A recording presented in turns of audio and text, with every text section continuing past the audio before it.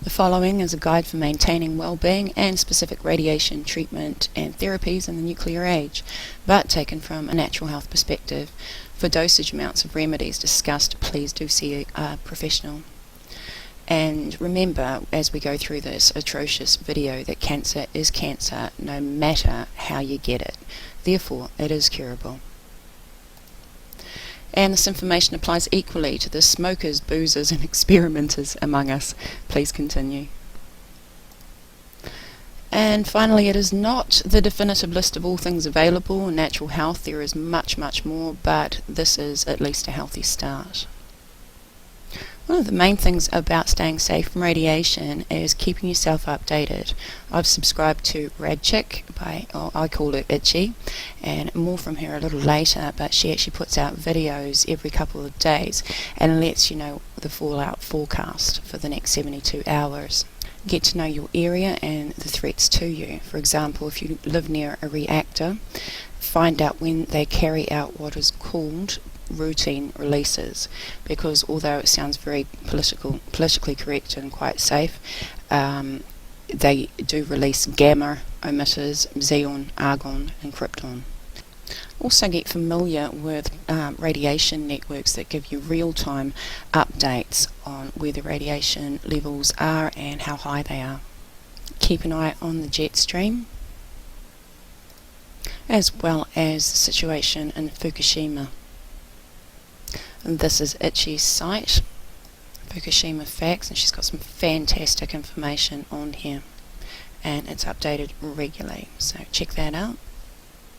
And get familiar with some very strange numbers. I don't know how many ways I have found to work out radiation. It's quite confusing, but if you stick to M(SV) on millisieverts, it's far easier, I find. So as you can see, between a dental x-ray and a chest x-ray, relatively small numbers. And just for interest's sake, and here's a reading taken from an elementary school in, or near the Fukushima nuclear power plant. As you can see, 0.104. And as you can see, the children are experiencing in between a chest x-ray and a mammogram's worth of radiation right now. So what does radiation do? Well, first it has prodromes, and they're symptoms that appear prior to the actual disease appearing, like cancer. So I won't read out all of these, but if you I'll just scroll down, and if you see something of interest, pause the video and copy it down. I will try and find a home for this information online. What I'd like to tell you about is this high fever in the egg. Alright, all you have to do is grab the egg white, put a non-absorbent cotton hanky into it, soak it a little bit, and then put it on the person or your feet. And just keep the feet nice and moist, the base of the feet nice and moist. Within 8 to 10 minutes the fever will break. It's amazing. I have used this time and time again. It never fails. And this is a really great video to watch from Itchy. It's about what you can do to eat, and I've just nicked some of her information here. You want high potassium foods, apples, oranges, dark chocolate, chlorophyll. Chlorophyll is really great anti-cancer. Chlorella is also an excellent source. It flushes out stored waste and pollutants, as it says here, in the body, and assists the liver in ridding the body of toxins. As is, of course, vitamin C, and upping your levels of vitamin C is always going to be helpful, especially the absorbic acid, and powder form is a great way to take it. And I liked Itchy's tip about powdered milk. Apparently the process removes any cesium, so that's good to know. Turmeric is also anti-cancer, and if you just start sprinkling it on your food. Antioxidant wise, red wine. And water. Evidently you have something called glacier water in the US, and its process is far safer than anything else, according to Itchy. Also limit dairy. I'd extend that to gluten also. Gluten has this horrible habit of sort of becoming quite gluish really around your intestines, and it doesn't let our lovely supplements and things go from us. So limit gluten and dairy. Now, apple cider vinegar is also a very, very beneficial substance, as well as being able to take out these things right here. It is also extremely important, one of the most important substances you can take, because it helps to break down fats in your blood, and helps with the alkaline and acid balance. Sorry, and I'll put the link for the site below. Now, the lovely Japanese man that makes my sushi here in New Zealand, he is from Hiroshima, and he was telling me about miso soup one day, and apparently they actually gave it as a treatment to some of the survivors of the Hiroshima atrocity, and many of them did actually bounce back. Now, one of my most favourite remedies is Himalayan salt, and I give this to people all the time.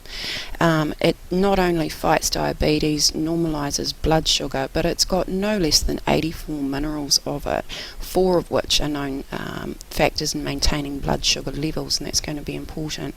It's got chromium, vanadium, manganese, magnesium, zinc for immunity, iodine, and sulfur, but again it promotes that healthy pH balance.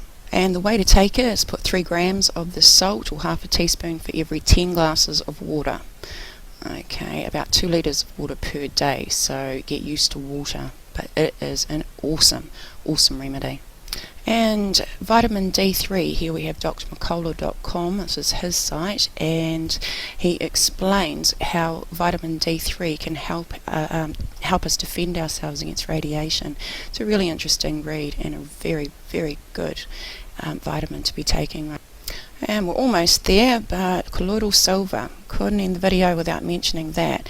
It is a goodie, antiseptic, disinfectant, and incidentally, if chemtrails annoy you, not that they really exist or anything, but pop some colloidal silver cream over your thyroid, just over the neck there, and because of the properties in the silver, it can keep you quite safe from these things. When we have a lot of them drop over us, put it on ourselves and the kids, and give the dogs some colloidal silver as well, just to be safe.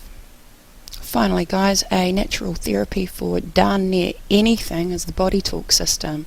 I've been doing this for about 4 or 5 years now. We use it at my home. We've got 4 boys under 6, and this helps me out just every day. In this video, you'll see this guy, Dr. John Belton, actually explain to you some of the simpler techniques so that you can do it at home.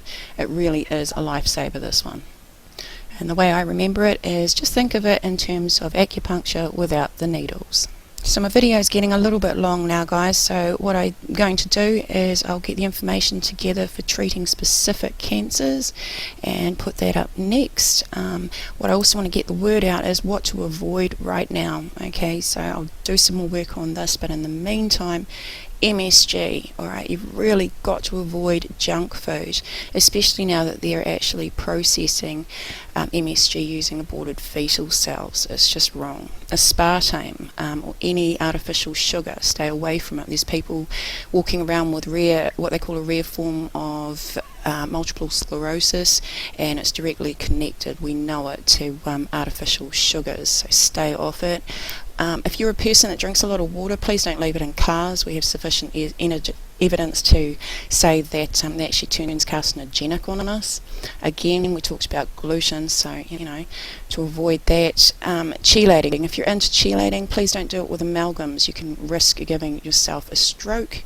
And also if you're worried about bone cancer, don't be.